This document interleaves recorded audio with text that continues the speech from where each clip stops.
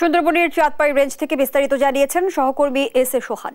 বিভাগের আমরবুনিয়া এলাকায় কিন্তু প্রায় ২৪ ঘন্টা ধরে আগুন জ্বলছে। আগুনে পুড়ছে সুন্দরবন।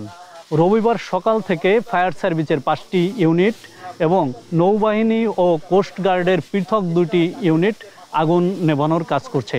এদের সাথে যোগ দিয়েছে নৌবাহিনীর একটি হেলিকপ্টার দিয়ে বিভিন্ন এলাকায় পানি ফেলতে দেখা গেছে এবং ফায়ার সার্ভিস, নৌবাহিনী এবং কোস্টগার্ডের যে ইউনিট রয়েছে তারা কিন্তু সুন্দরবনে বিভিন্নভাবে আগুন নেভানোর চেষ্টা করছে। আপনারা দেখতে পাচ্ছেন যে যেখানে আগুন জ্বলে উঠছে সেখানেই পানি দেওয়ার চেষ্টা করছেন তারা।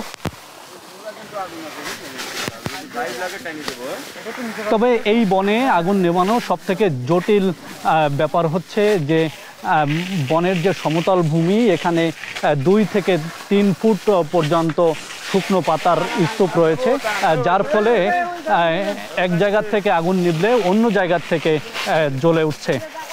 তারপরেও কিন্তু ফায়ার ফাইটাররা আপ্রাণ চেষ্টা চালিয়ে যাচ্ছেন এই আগুন নেভানোর জন্য। প্রশিক্ষিত ফায়ার কর্মীদের সাথে আগুন নেভানোর জন্য যোগ দিয়েছে স্থানীয় বাসিন্দা, স্থানীয় জনপ্রতিনিধি এবং বন সংশ্লিষ্ট স্বেচ্ছাসেবকরা।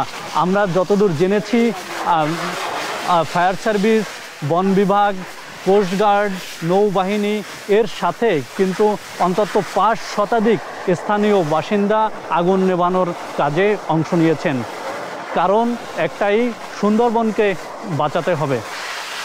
দুপুর ২টা পর্যন্ত আমরা বন বিভাগের কাছ থেকে যে তথ্য জেনেছি, এখন পর্যন্ত সুন্দরবনের আগুন সম্পূর্ণ নিয়ন্ত্রণে আসেনি। থেমে থেমে বিভিন্ন জায়গায় আগুন জ্বলছে এবং আগুন নেভানোর জন্য চেষ্টা করা হচ্ছে। ঠিক কখন এই আগুন সম্পূর্ণ নিয়ন্ত্রণে আসবে এবং বন বিভাগ, ফায়ার সার্ভিস আগুন নির্বাপন যে অভিযান চলছে এই অভিযান সমাপ্ত করবে, এই বিষয়টি নির্দিষ্ট করে জানাতে পারেনি বন বিভাগ।